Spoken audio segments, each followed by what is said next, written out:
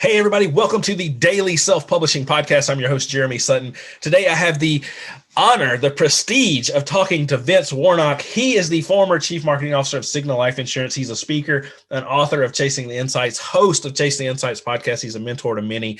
Vince, thank you so much for coming on the show. I'm excited to talk to you. Oh my goodness, Jeremy, it is an honor to be here. Seriously, just being around your energy alone is going to make my day. Good, man. Good. So I get all pumped up. This is like 9 o'clock at night here in Louisiana where I am. So I'm getting all pumped up, and then I'm going to leave. My wife's going to be asleep, and she's going to be like, "What's your problem? Be quiet." So I love it. Hey, okay. So real quick, three questions in this episode, and then I'm going to get you out of here. Why did you decide to write a book? Oh, mate, that's not a quick answer. No, there's three reasons. Like the main reason, probably the real reason is at the time I was working at Cigna Insurance. I was working, basically when I came there, they had very poor results for online sales. They had about 2% of their overall sales were 2% were online. So I thought, right, I'm going to jump in there. I'm going to use my methodologies and I'm going to turn things around. And boy, did it turn around, like spectacularly. The results we got were phenomenal. So we ended up with this problem where every other Cigna market in the world were going, hey, we want what you've got. We want to know what you're doing. So they all wanted to book all this time with me going, hey, can we just have an hour of your time every week, Vince? And every single market doing that was more than a full-time job. So I thought, maybe I can benefit from this. If I write a book around my methodologies, then they can all buy the book and I'll get some money. Ta-da! So that was the main reason. The other two, though, one was a friend of mine who ran a media agency here in New Zealand. And he was heading off to New York to start an agency over there. So he caught up with me for a beer beforehand. He said, he just threw it out there. Like halfway through the conversation, he goes, by the way, I've published my first book. And I was like, dude, this is awesome. Like, seriously, I need to get my hands on a copy. And he goes, oh, no, I wouldn't bother. It's rubbish. I mean, you can't say that about your own book. But he said, no, I can, because it's a social experiment. And what he had done was, every day he had just written a page, basically. And that was every page was these random thoughts around marketing. And he was right. It was a pretty unformed kind of book and things, but there was some value in there. But his goal was to be a published author and then to see what doors that would open. So I said to him, okay, well, how'd the experiment go? He goes, dude, that blew open the doors. I could not believe how many doors opened for me. Like, people take me so much more serious now that I'm a published author than I was before, even though what I say now is exactly what I said before then. Yeah. So I thought, you know what? I want a little bit of this. And then the last reason was just, I used to work with this really angry Canadian woman, and she was an author. She had published 2 books before, and I'm like, oh yeah. And one day she just flipped out because I was at that organization. I was in hot demand, as in because I teach a lot of digital marketing and marketing techniques. So all the universities and all the technical institutes wanted me to travel around and teach their teams digital marketing. So I'm like, okay, sure. I got no problem with this. I love my job. And she just got really kind of insulted one day because she's like, why do they not ask me to go around teaching about communications? Like, so she turned around and she said, look, why is it they all ask for Vince? He's not an author. He wouldn't make an author's a-hole. And I'm like, first of all, I'm right here. Like, I'm standing right beside you when you say this. And secondly, challenge accepted. So I may or may not have sent her a copy of the book signed from the author's a-hole when it published. I can be quite childish sometimes. It was lots of fun. Oh, man, I love that. I would never do that. I mean, maybe. No. You're right. I mean, I'm far too mature for that kind of thing, surely. I love it, man. You know what? It's so funny you say that because I've had so many people. I had a friend from India. It's amazing how you can meet people across the world that you would have never seen, 50 years ago. And she said, hey, I showed someone my book and they said, you don't know anything about becoming an author or an editor. Why are you writing a book?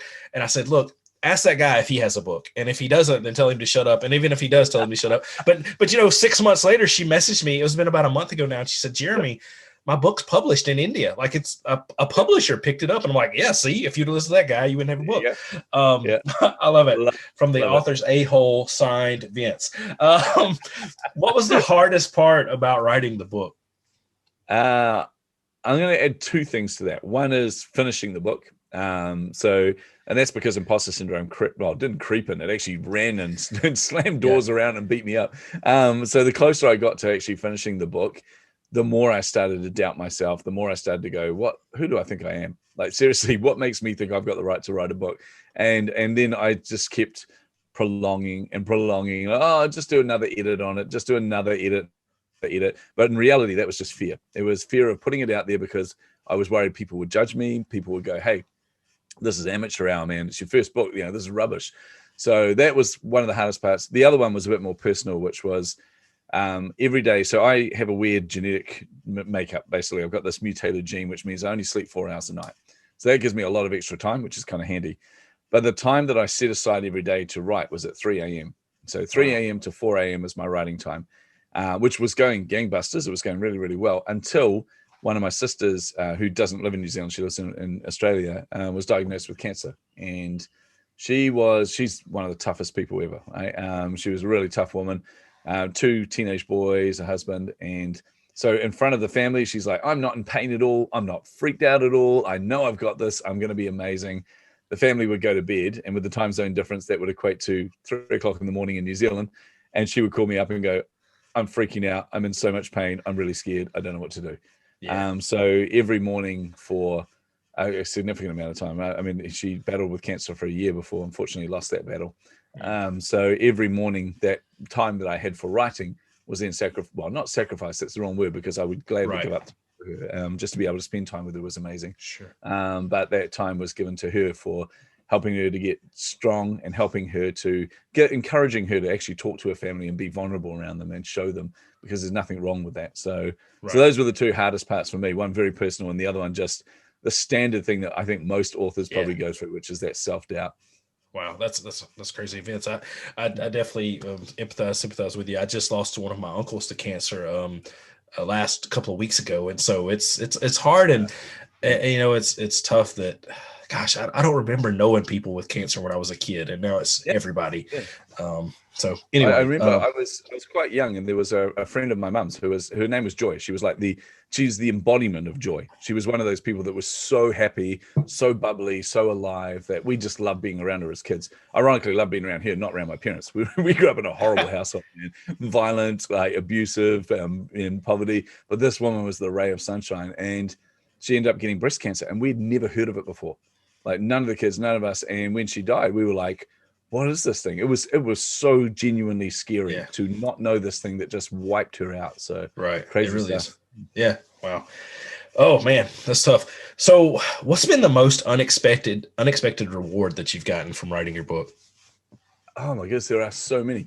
Like we could go on for an hour now. I think it's not unexpected to a degree, because like I said, you know, when my friend told me it opens doors for him, I was aware of that going in, but I wasn't aware of just how significant that was. And to be able to, to be able to get booking on events and on stage and podcasts and all sorts of other things, because you're a published author. I mean, I watched, there was a summit that was happening, and I watched all these speakers going, oh my goodness, I'm going to apply.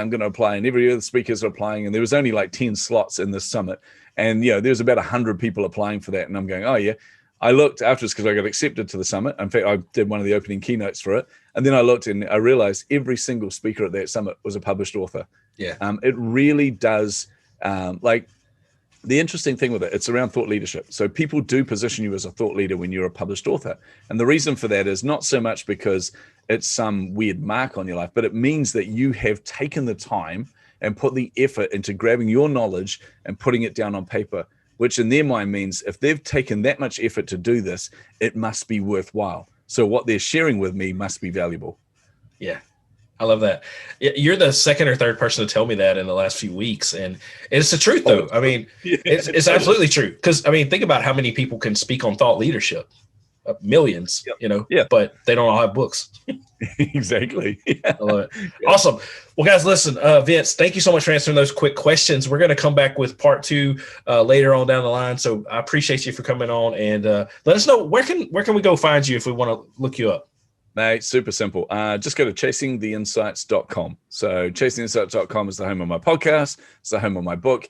It's where you'll see all the links to me on social. So just everyone reach out and connect with me on social. But it's also where I give my time freely. So I allow people to book a free strategy call with me if they're, struggling with marketing at all or struggling with anything on that. I jump on a call and give them clarity. It is one of the most satisfying things I think I've ever done. It's so fulfilling. It's awesome. But yeah, chasingtheinsights.com. Perfect. I love that. And thank you so much for freely giving information. That's huge in today's world, because now everybody thinks they have to charge for every little thing that they do. They're not going to help you if they can't make any money.